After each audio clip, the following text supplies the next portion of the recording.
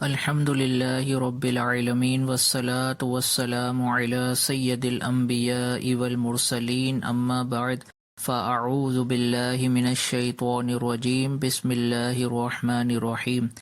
الحمد للہ عز وجل خواتین کی نماز کے طریقے سے متعلق لیکچرز کا سلسلہ جاری ہے، اور نماز کے واجبات پر ہمارا کلام چل رہا ہے۔ کچھ واجبات پر ہم نے کلام سابقہ لیکچر میں کیا، اور کچھ واجبات پر کلام انشاءاللہ عز وجل ہم آج کے لیکچر میں کریں گے۔ تو نماز کے واجبات میں ایک واجب ہے تعدیل ارکان۔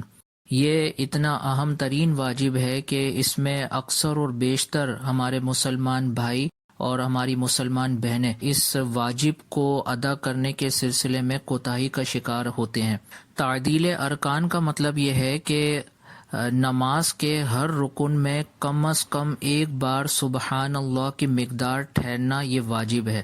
یاد رکھیں کہ نماز میں اختیار کی جانے والی مختلف حالتیں یہ رکن کہلاتی ہیں۔ مثال کے طور پر جب ہم قرات کرنے کے دوران کھڑے ہوتے ہیں تو یہ ایک حالت کہلاتی ہے، اس کو ایک رکن کہا جاتا ہے۔ اسی طرح رکوع کی حالت میں جاتے ہیں تو یہ ایک رکن کہلاتا ہے۔ اسی طرح رکوع سے جب سیدھا کھڑے ہوتے ہیں سمیع اللہ لمن حمیدہ کہتے ہوئے تو یہ رکوع کے بعد کھڑے ہونے کی حالت قومہ کہلاتی ہے، یہ ایک حالت ہے۔ اسی طرح قومہ کرنے کے بعد جب ڈائریکٹ سجدے میں جاتے ہیں تو سجدہ ایک حالت ہے۔ سجدے کے بعد جب ہم بیٹھتے ہیں تو یہ جلسہ کہلاتا ہے، یہ ایک حالت ہے۔ اور اسی طرح جلسہ کرنے کے بعد دوسرے سجدے کے لیے جب جاتے ہیں تو دوسرا سجدہ یہ ایک حالت ہے۔ نماز کی مختلف حالتوں کو اس نماز کا رکن کہا جاتا ہے۔ تو یاد رکھیں کہ یہ جو مختلف حالتیں بیان کی گئیں اس میں کم از کم ایک مرتبہ سبحان اللہ کی مقدار ٹھہرنا یہ واجب ہے، اور اسی کو تعدیل ارکان کہا جاتا ہے۔ تو اگر آپ قراءت مکمل کرنے کے بعد رکوع کرتی ہیں تو رکوع میں کم از کم ایک بار سبحان اللہ کی مقدار یہ ٹھہرنا واجب ہے۔ 3 مرتبہ تسبیح تو بہرحال پڑھی جائے گی، لیکن اگر آپ ایک مرتبہ بھی تسبیح کی مقدار نہیں ٹھہری اور فوراً اٹھ کے کھڑی ہو گئیں تو اس صورت میں تعدیل ارکان کا واجب ترک ہوگا، اور واجب ترک ہونے کی صورت میں آخر میں سجدہ سہو کرنا ہوگا۔ اسی طرح رکوع کرنے کے بعد جب سیدھا کھڑے ہوتے ہیں تو اس کو قومہ کہا جاتا ہے۔ تو اس کھڑے ہونے کی حالت میں بھی کم از کم ایک مرتبہ سبحان اللہ کی مقدار یہ ٹھہرنا واجب ہے۔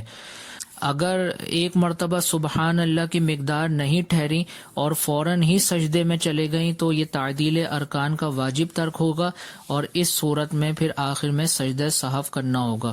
لہٰذا بہت زیادہ تحمل کے ساتھ اور بہت زیادہ ٹھہراؤ کے ساتھ نماز ادا کرنی چاہیے، اور اتنی ٹھہراؤ اور آرام سے نماز پڑھنی چاہیے کہ تعدیل ارکان کا واجب ترک نہ ہو۔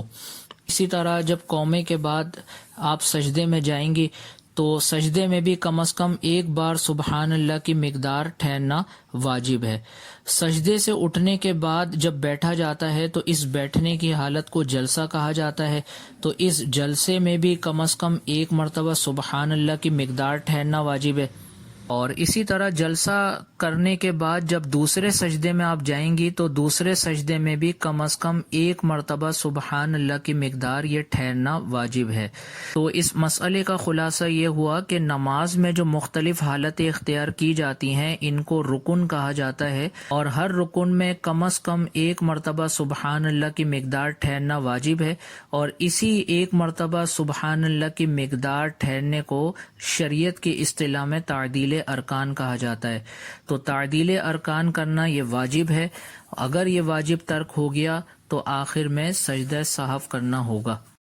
اس کے بعد اگلا واجب یہ ہے کہ فرض، واجب، سنت موقدہ کے قاعدہ اولیٰ میں التحیات کے بعد کچھ نہ پڑھنا واجب ہے۔ تو جتنی بھی 4 رکعت والی اور 3 رکعت والی فرض نمازیں ہیں تو ان میں جو دوسری رکعت میں بیٹھا جاتا ہے اس کو قاعدہ اولیٰ کہا جاتا ہے۔ تو قاعدہ اولیٰ میں التحیات مکمل کر کے فوراً اگلی رکعت کے لیے کھڑے ہو جائیں گے۔ اگر التحیات کے بعد کچھ پڑھ لیا، یہاں تک کہ درود پاک کا اتنا حصہ پڑھ لیا اللہم صلی علی محمد، یعنی محمد تک غلطی سے ادائیگی کر لی درود پاک کی، تو اس صورت میں سجدہ سہو لازم ہو جائے گا۔ جتنی بھی فرض واجب اور سنت موقدہ نمازیں ہیں، ان کی جو دوسری رکعت میں بیٹھا جاتا ہے تو اس میں التحیات کے بعد کچھ نہ پڑھنا واجب ہے۔ اگر کچھ غلطی سے پڑھ لیا، یہاں تک کہ درود پاک کا اتنا حصہ کہ اللہم صلی علی محمد، اتنا حصہ بھی اگر غلطی سے پڑھ لیا تو آخر میں سجدہ سہو کرنا ہوگا۔ اور اگر اللہم صلی علی پڑھا اور فوراً یاد آ گیا اور کھڑے ہو گئے تو اس صورت میں سجدہ سہو لازم نہیں ہوگا۔ تو اس واجب کا ایک مرتبہ پھر خلاصہ سماعت کر لیں کہ فرض، واجب اور سنت موقدہ نمازوں کے قاعدہ اولیٰ میں، یعنی دوسری رکعت میں جو بیٹھا جاتا ہے، اس میں التحیات کے بعد کچھ نہ پڑھنا واجب ہے۔ اگر التحیات مکمل کرنے کے بعد غلطی سے کچھ پڑھ لیا تو اس صورت میں سجدہ سہو لازم ہوگا۔ اس کے بعد اگلا واجب ہے کہ دونوں قاعدوں میں پورا تشہد پڑھنا واجب ہے، لہٰذا ایک لفظ بھی تشہد کا اگر چھوٹ گیا تو آخر میں سجدہ سہو لازم ہوگا۔ تو ہم نے آپ کو یہ مسئلہ بتایا تھا کہ 4 رکعت نماز جب پڑھی جاتی ہے تو دوسری رکعت میں بیٹھنے کو قاعدہ اولیٰ کہا جاتا ہے اور آخری رکعت میں بیٹھنے کو قاعدہ اخیرہ کہا جاتا ہے۔ تو قاعدہ اولیٰ میں بھی التحیات پوری پڑھنا واجب ہے اور قاعدہ اخیرہ میں بھی التحیات پوری پڑھنا واجب ہے۔ اگر التحیات کا ایک لفظ بھی غلطی سے رہ گیا تو اس صورت میں آخر میں سجدہ سہو کرنا ہوگا۔ اور اس کے بعد اگلا واجب ہے کہ جب دونوں طرف سلام پھیرا جائے تو لفظ السلام کہنا واجب ہے۔ جب ہم دائیں طرف سلام پھیرتے ہیں تو الفاظ ادا کرتے ہیں السلام علیکم ورحمۃ اللہ، اور اسی طرح بائیں طرف جب سلام پھیرتے ہیں تو کہتے ہیں السلام علیکم ورحمۃ اللہ۔ تو اس پورے جملے کے اندر لفظ السلام یہ واجب ہے۔ دائیں طرف بھی سلام پھیرتے وقت لفظ السلام کہنا واجب ہے اور بائیں طرف بھی سلام پھیرتے وقت السلام کہنا واجب ہے۔ السلام کے علاوہ جتنے الفاظ ہیں وہ سارے کے سارے سنت ہیں، یعنی علیکم ورحمۃ اللہ جب ہم کہتے ہیں تو یہ الفاظ سنت ہیں، اور اسی طرح بائیں طرف بھی سلام پھیرتے وقت علیکم ورحمۃ اللہ کے الفاظ سنت ہیں۔ دونوں طرف جو سلام پھیرتے ہوئے لفظ سلام ہے، یہ لفظ سلام واجب ہے، لہٰذا اگر غلطی سے لفظ سلام رہ گیا تو اس صورت میں آخر میں سجدہ سہو کرنا ہوگا۔ اور نماز کا آخری واجب یہ ہے کہ وتر کی تیسری رکعت میں تکبیر کہنا واجب ہے۔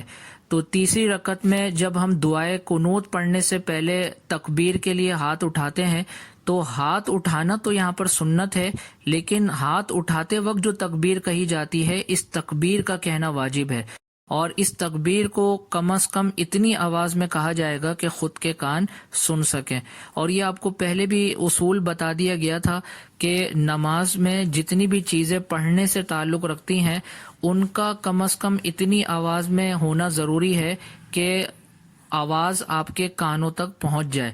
اگر آواز آپ کے کانوں تک نہ پہنچی تو یہ پڑھنا نہیں کہلائے گا، اور جب پڑھنا نہیں کہلائے گا تو اس چیز کی ادائیگی بھی نہیں ہوگی، تو اس صورت میں وہ واجب رہ جائے گا۔ اگر وتر کی تیسری رکعت میں تکبیر کہتے ہوئے اللہ اکبر تو کہا لیکن اللہ اکبر کی آواز کانوں تک نہ پہنچی تو اس صورت میں بھی یہ ترک واجب ہوگا اور آخر میں سجدہ سہو کرنا پڑے گا۔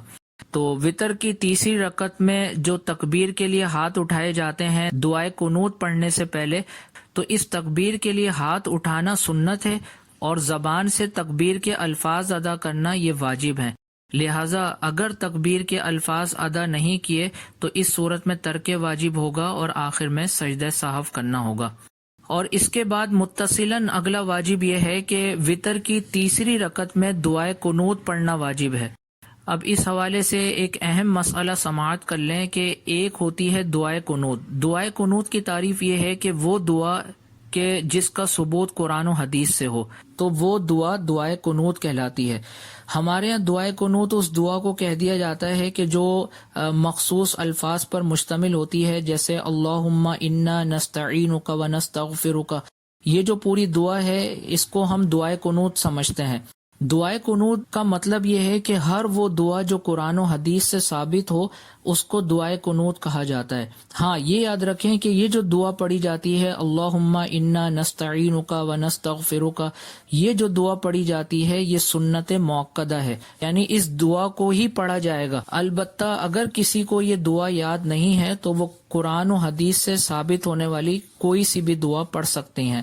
مثال کے طور پر جیسے قرآن پاک کے اندر ایک دعا آئی ہے ربنا آتینا فی الدنیا حسنۃ وفی الآخرۃ حسنۃ وقنا عذاب النار، تو اب یہ دعا بھی قرآن سے ثابت ہے تو اس کو شرعی اعتبار سے دعائے قنوت کہا جائے گا۔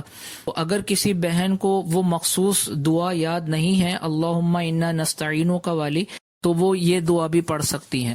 تو خلاصہ یہ ہوا کہ دعائے قنوت پڑھنا واجب ہے، اور جو مخصوص الفاظ والی دعا ہے اس دعا کا پڑھنا سنت موقدہ ہے۔ تو جن بہنوں کو اللہم انا نستعینک والی دعا یاد نہیں ہے تو کوشش کرنی چاہیے کہ وہ یہی دعا یاد کریں اور یہی دعا یاد کر کر وتر کی تیسری رکعت میں پڑھیں۔ لیکن جن بہنوں کو یہ دعا یاد نہیں ہے تو یاد کرنے کی کوشش کریں، اور کوشش کرنے کے دوران وہ کوئی سی بھی ایسی دعا پڑھ سکتی ہیں کہ جس کا ثبوت قرآن و حدیث سے ہو۔ تو امید ہے کہ آج کے لیکچر میں بیان کیے جانے والے واجبات اور ان سے متعلق ضروری وضاحت آپ کو سمجھ میں آ گئی ہوگی۔ اللہ عز و جل کی بارگاہ میں دعا ہے کہ اللہ عز و جل ہمیں مسائل شرعیہ کو اچھے اور احسن انداز میں سمجھنے کی توفیق عطا فرمائے، اور سمجھ کر ان مسائل کو دیگر بہنوں تک پہنچانے کی توفیق عطا فرمائے۔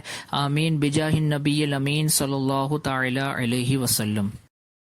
آپ دیکھ رہے ہیں PATF Islamic info YouTube channel.